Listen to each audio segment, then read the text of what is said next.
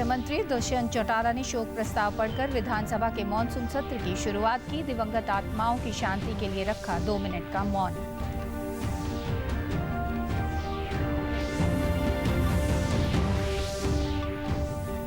Monsoon सत्र से पहले हुई बिजनेस एडवाइजरी समिति की बैठक। स्वास्थ्य मंत्री ने कहा, एक दिन के लिए ही बुलाया गया विधानसभा सत्र।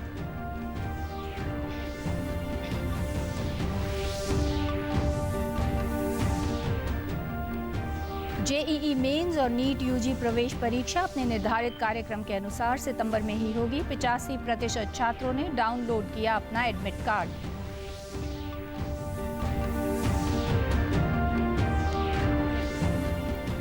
और लोगों को सुलभ न्याय दिलाने के लिए भिवानी में 29 अगस्त को लगाई जाएगी ई लोक अदालत। डिजिटल प्लेटफॉर्म के माध्यम से आपसी सहमति से होगा मामलों का निपटान। नमस्कार, मैं शमी नागपाल। अब समाचार विस्तार से। आज चंडीगढ़ में हरियाणा विधानसभा का मॉनसून सत्र शुरू हुआ, जिसमें उप मुख्यमंत्री दुष्यंत चौटाला ने शोक प्रस्ताव पढ़कर सदन की कार्यवाही को आगे बढ़ाया। विधानसभा सदस्यों ने सदन में 2 मिनट का मौन रखा और दिवंगत आत्माओं की शांति के लिए प्रार्थना की। इस दौरान कोविड-19 के चलते केंद्रीय गृह मंत्रालय द्वारा जारी दिशा निर्देशों की पालना की गई और सोशल डिस्टेंसिंग को बनाए रखकर सदन का संचालन किया गया।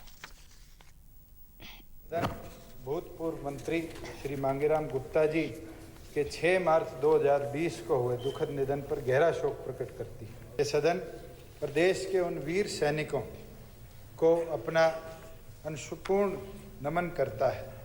उनकी मृत भूमि की एकता और अखंडता की रक्षा के लिए अधेय साहस और वीरता के परिचय देते हुए अपने प्राण न्यौछावर कर दिए और शहीदों के शोक संपन्न परिवारों के सदस्यों के प्रति हार्दिक संवेदना प्रकट करता है।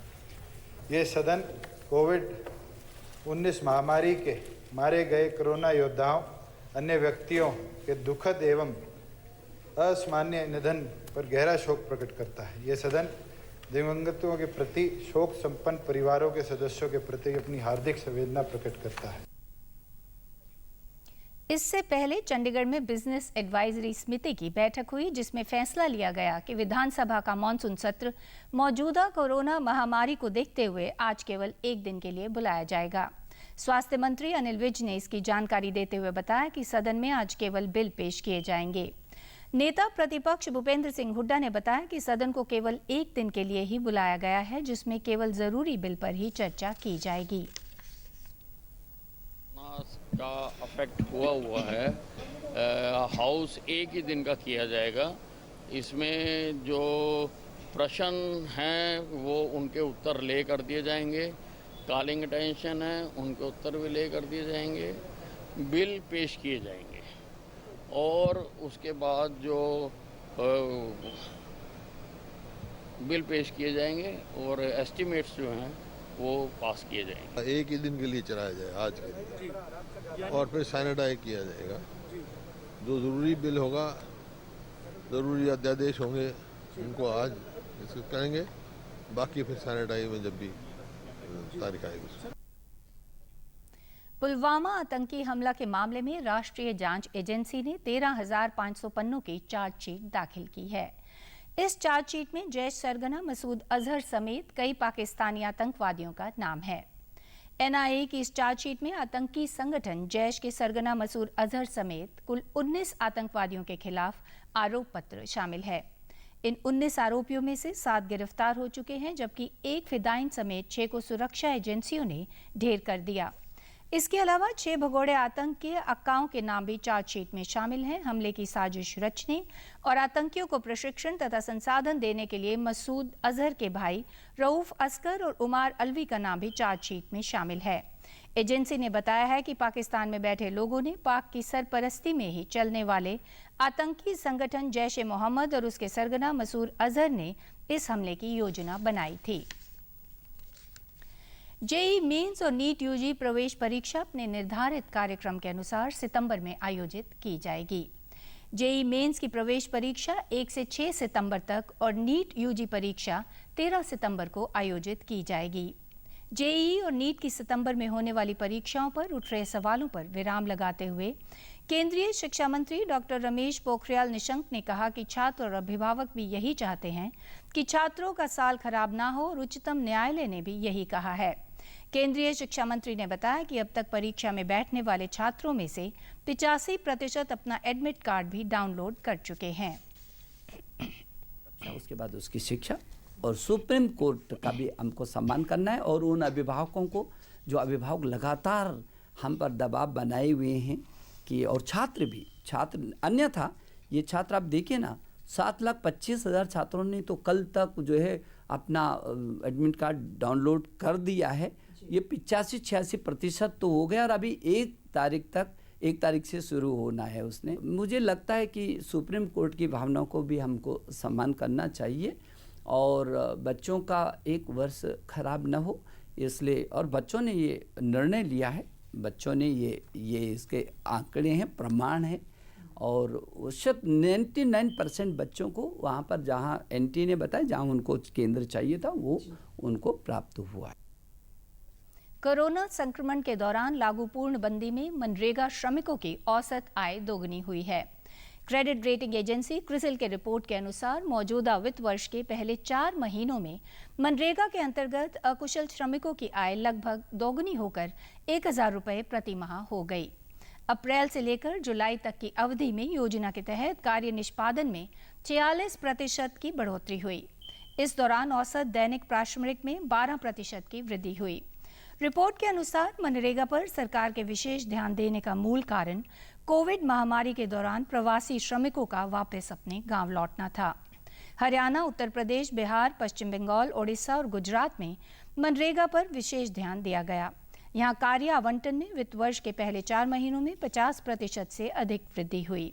सरकार ने 2020-21 के केंद्रीय बजट में मनरेगा के लिए 61,500 करोड़ रुपए आवंटित किए थे। बाद में इससे कोरोना महामारी के दौरान ग्रामीण अर्थव्यवस्था की मदद के लिए 40,000 करोड़ रुपए की बढ़ोतरी की गई।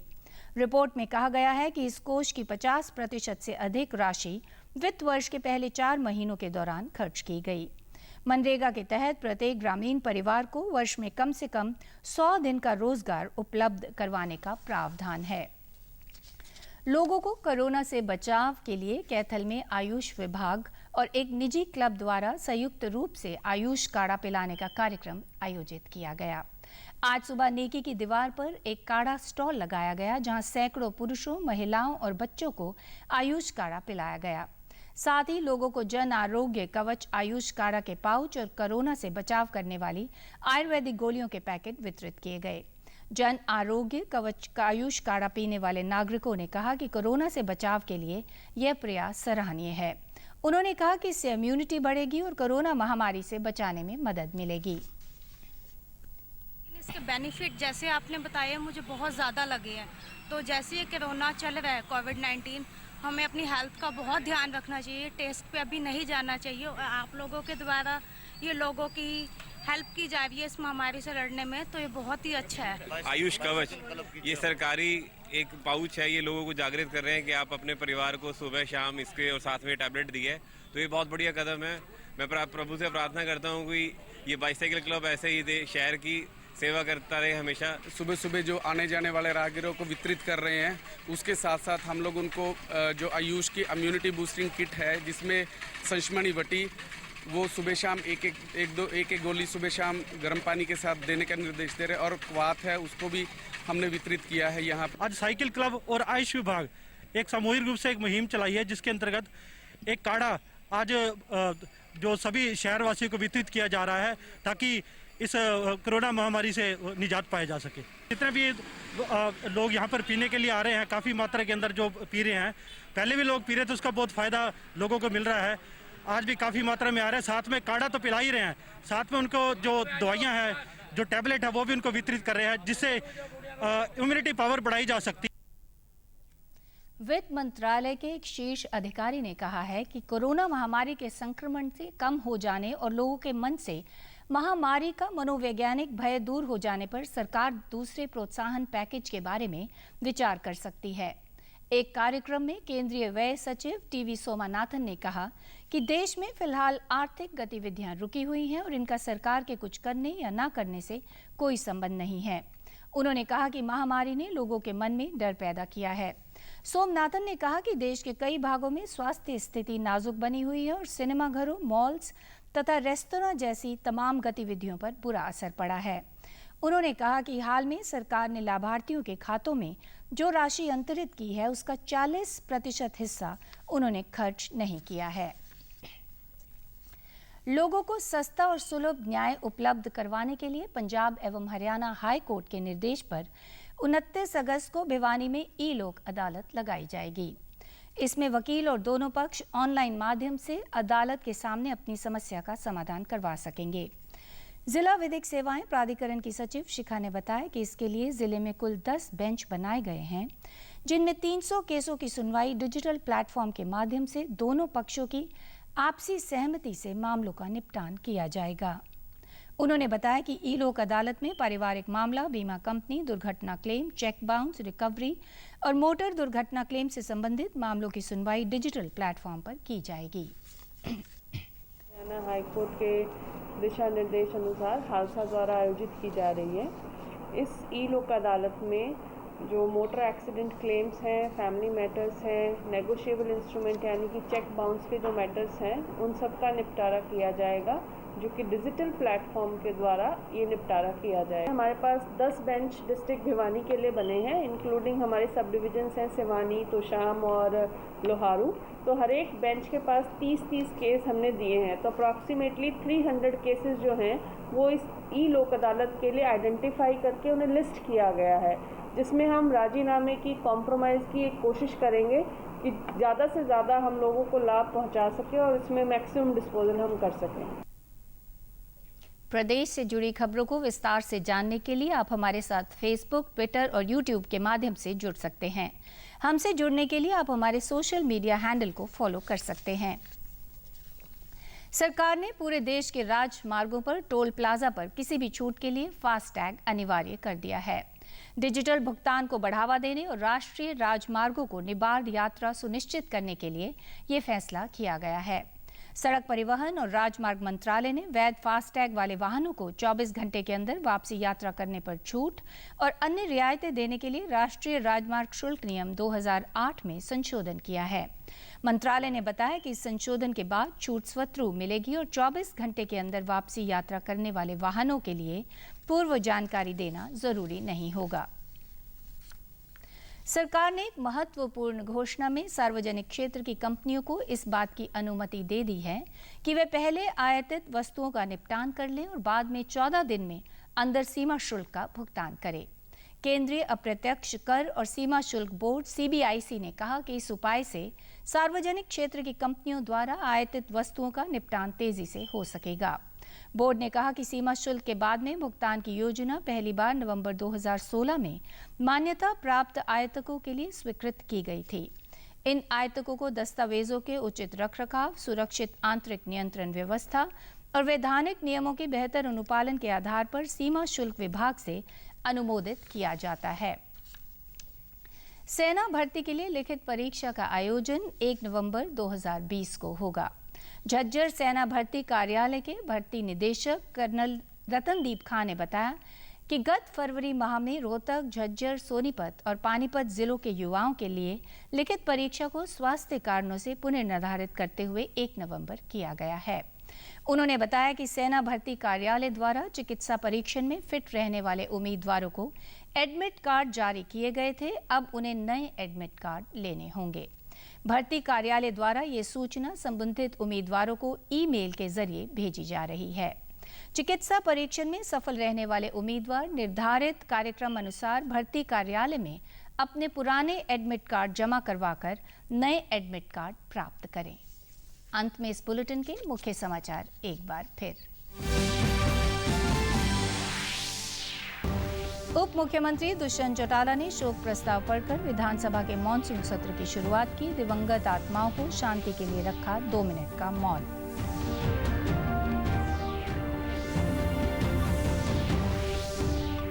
मॉनसून सत्र से पहले हुई बिजनेस एडवाइजरी समिति की बैठक। स्वास्थ्य मंत्री ने कहा, एक दिन के लिए ही बुलाया गया विधानसभा सत्र।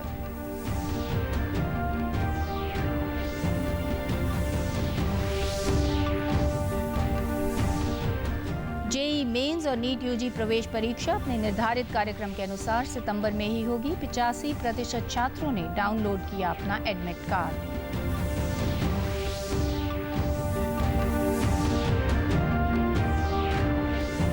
और लोगों को सुलभ न्याय दिलाने के लिए भिवानी में 29 अगस्त को लगाई जाएगी ई लोक अदालत। डिजिटल प्लेटफॉर्म के माध्यम से आपसी सहमति से होगा मामलों का निपटान।